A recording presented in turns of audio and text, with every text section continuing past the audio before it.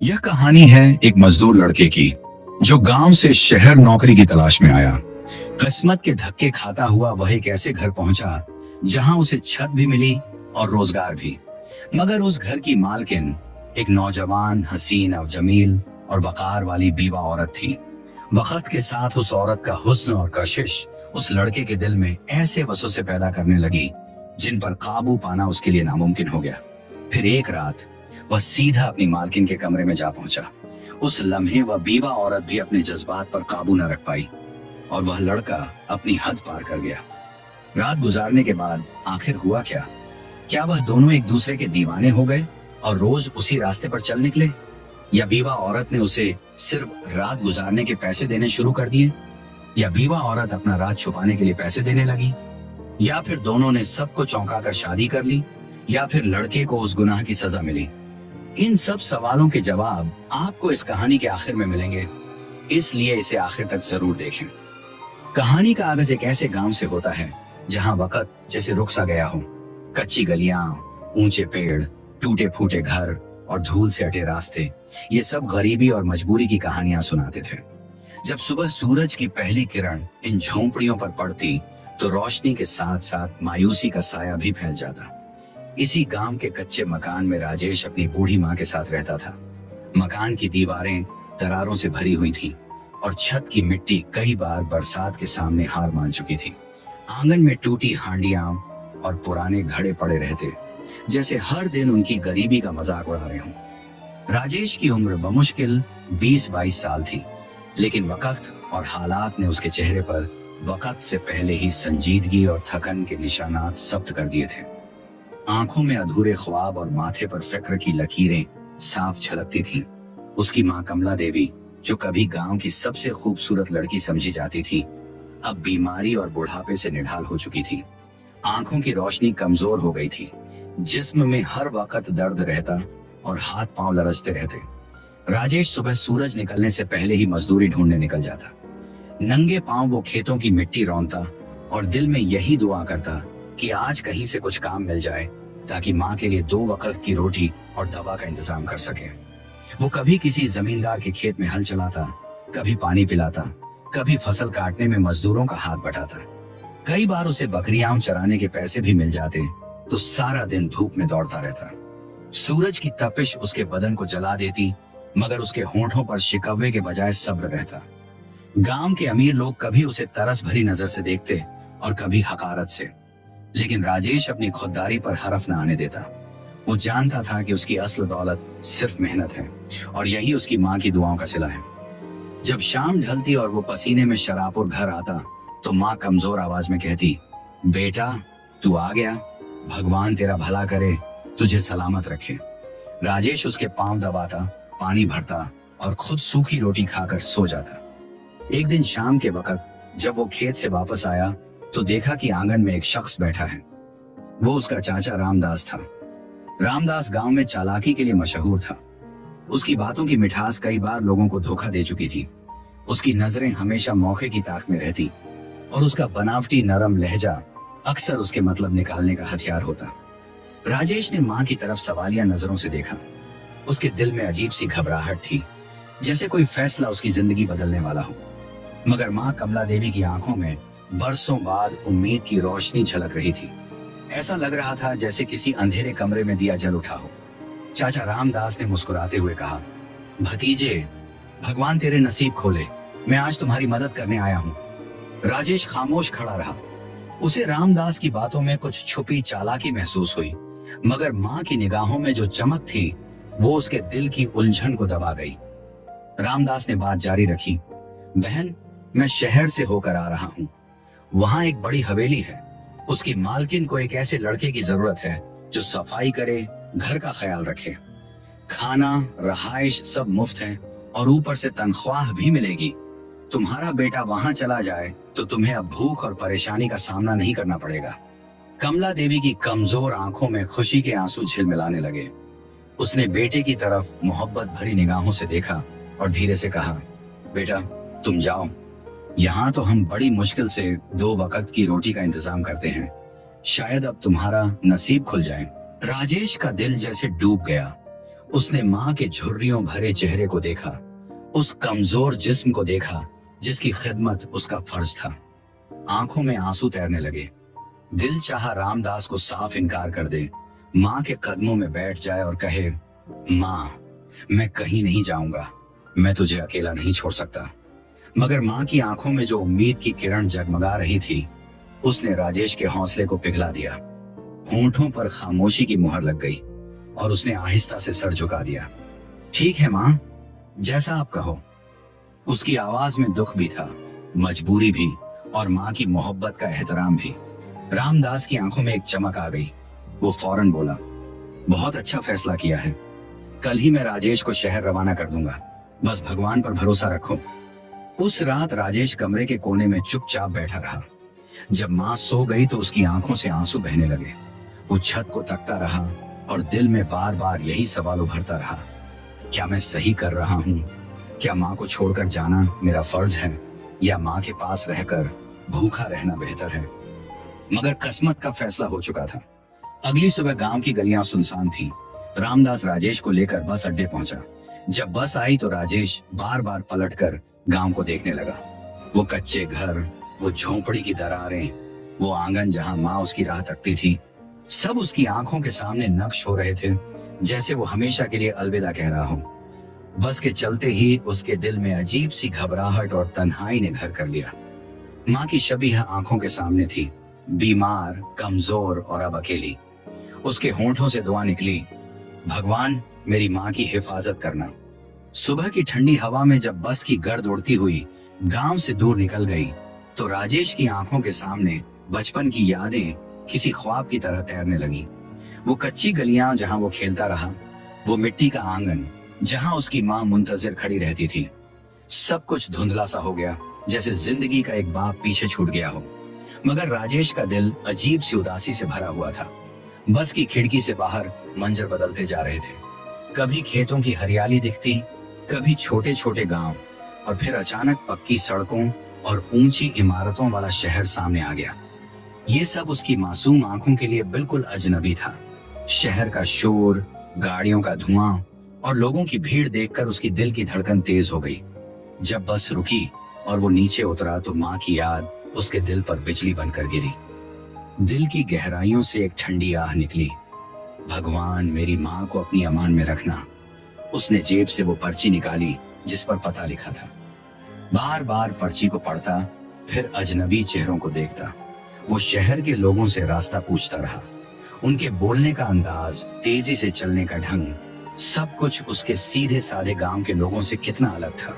वो डरा सहमा सा लोगों के बीच घूमता रहा। आखिरकार वो उस हवेली के सामने पहुंच गया जिसका पता रामदास ने दिया था। हवेली को देखकर उसकी आंखें हैरत से फैल गईं। ये घर नहीं बल्कि किसी महल जैसा था। ऊंची दीवारें, बड़ा सा गेट, गेट के ऊपर लगे रंग बिरंगे बल्ब जो दिन के उजाले में भी चमकने की जिद कर रहे थे। दीवारों पर संगे मरमर की नफीस नक्शो निगारी और सहन में खड़ी लंबी बड़ी कारें, ये सब कुछ उसके लिए नाकाबिल ए यकीन था। राजेश की सांसें रुक सी गईं। वो धीरे धीरे गेट के करीब गया और झिझकते हुए दस्तक दी। चंद लम्हों बाद गेट खुला और एक औरत सामने खड़ी थी। वो किसी कहानी की शहजादी लग रही थी। बदन पर कीमती साड़ी, गले में हीरे का हार, कानों में झुमके जो धूप में जगमगा रहे थे, कलाइयों में सोने की चूड़ियां। उसका चेहरा बेहद हसीन जरूर था, मगर आंखों में गुरूर की झलक और होठों पर थकन की लकीरें साफ झलक रही थीं। उसने राजेश को सर से पांव तक देखा और रुकी हुई आवाज में पूछा, कौन हो तुम? राजेश ने नजरें झुकाकर धीरे से कहा, जी मेरा नाम राजेश है, रामदास चाचा ने भेजा है। औरत के चेहरे पर एक खोखली सी मुस्कुराहट आई। उसने दरवाजा और खोल दिया और कहा, अच्छा तो तुम वो हो, अंदर आ जाओ। मेरा नाम संजना वर्मा है। तुम्हें घर की सफाई करनी होगी, मेरे कपड़ों और जूतों का ख्याल रखना होगा और मेरी खिदमत भी। खाने पीने और रहने की फिक्र मत करो, यहाँ सब मिलेगा। राजेश लरजते कदमों से अंदर दाखिल हुआ।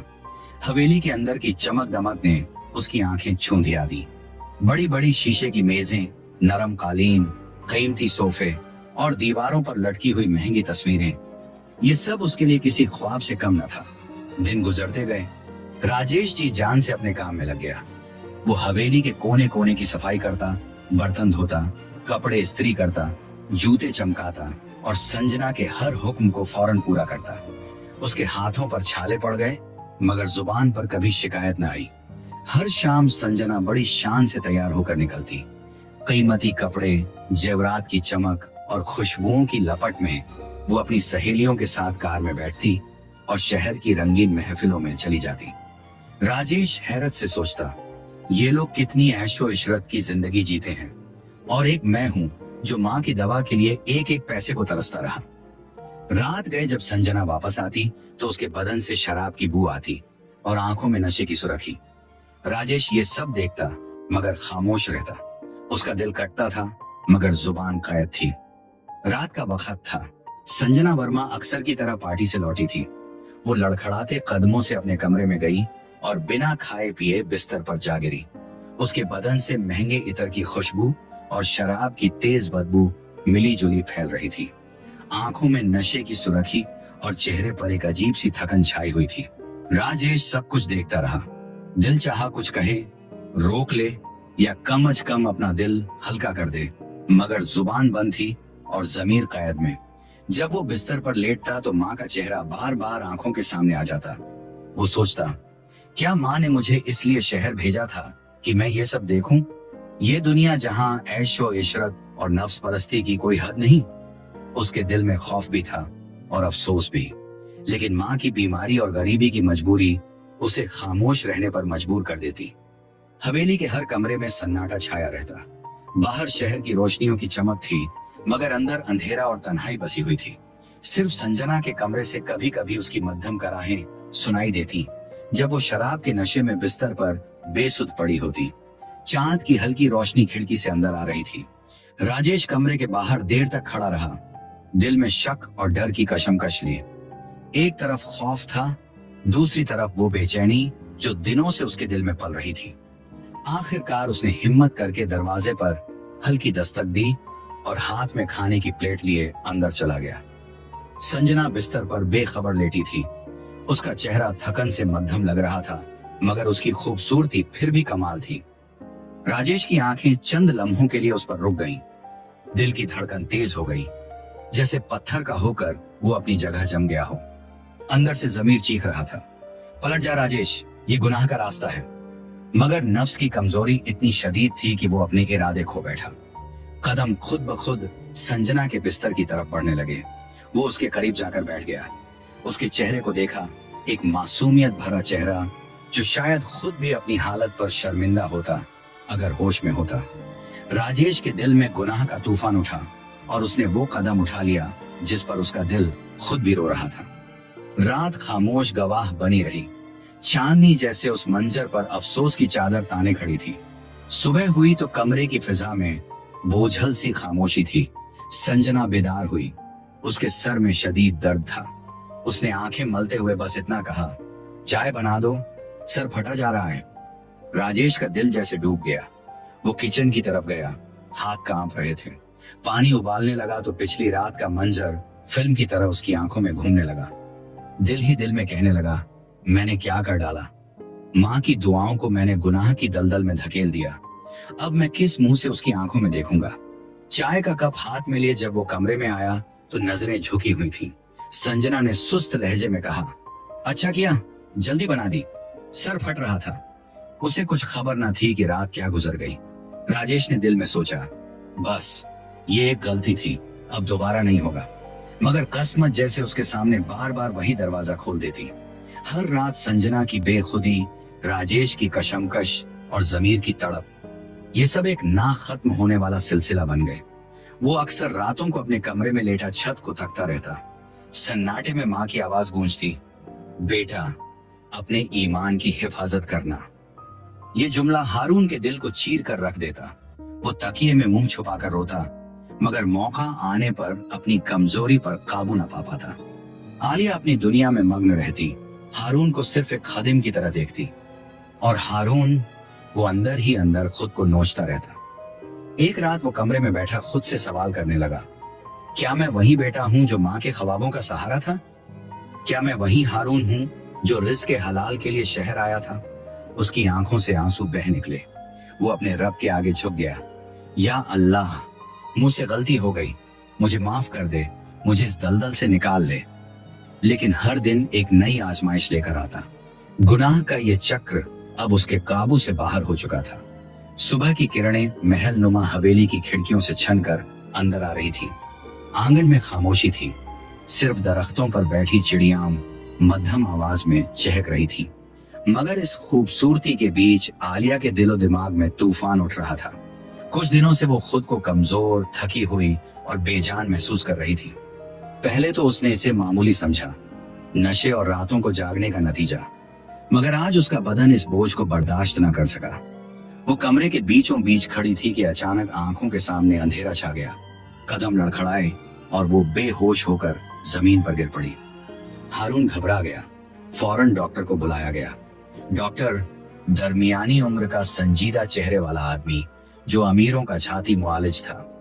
उसने नब्ज देखी और गहरी संजीदगी से कहा, ये मां बनने वाली है, कमजोरी की वजह से बेहोश हो गई। ये जुमला आलिया के कानों में घंटी की तरह बजा।